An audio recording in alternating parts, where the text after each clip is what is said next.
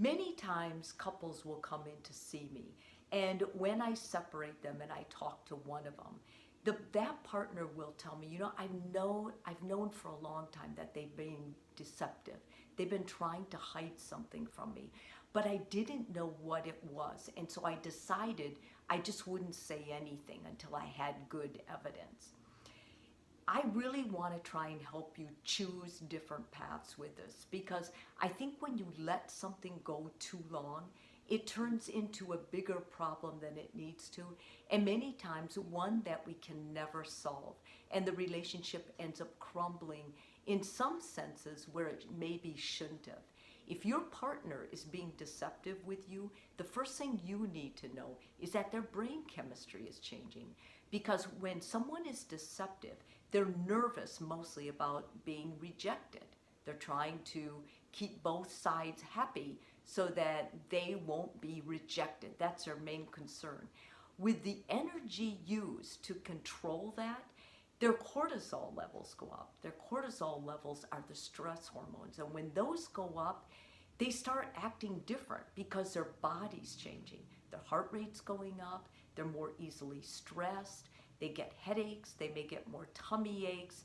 They start feeling more agitated, more skittish.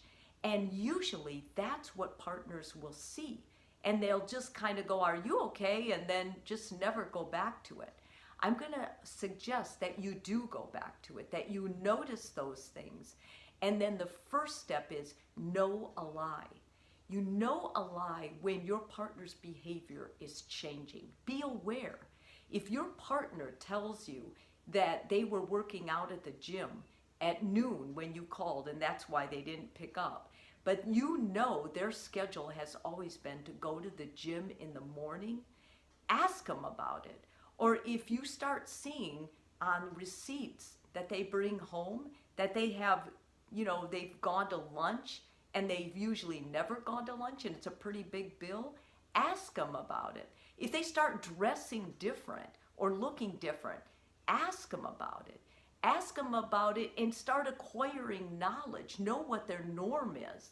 Secondly, it's really important that you confront the big issue. Listen, so I saw the text so-and-so sent. I don't know who this person is. I think it's inappropriate. Or if one of your friends say, "Hey, I saw her out with someone else. She was in somebody else's car," and she never mentions it to you, it's important that you ask her about it and tell her or him exactly what you saw.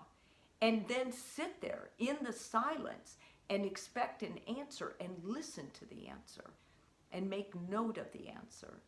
Thirdly, it's really important that you express yourself. When you express yourself, you say how you feel.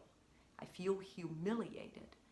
I felt worthless when you didn't show up the way you said you would. I felt, all the feeling words. She or he needs to know how their behaviors are making you feel. If you use I statements, you'll get less defensive. You'll get less defensiveness back from your partner. And what else you'll get is you'll get more information and you'll be able to relay to them how you really felt. And then lastly, and most important, I want to leave you with this. If you don't have trust in a relationship, you don't have a relationship. You don't have anything. And I mean friendships too. If this is just a friend, friends can betray friends and they can hurt you for the rest of your life. Don't let them.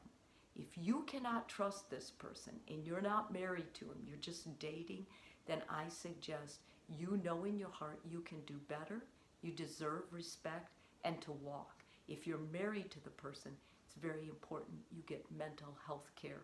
That's through counseling, through maybe a couples retreat, through your minister. You do need counseling. And if your partner won't go or is still in an idea that what they did wasn't really wrong, then I would start going by myself, because I would get clear about where I was and what I felt so I could be validated and then make wiser decisions going forward. Hope this helps you.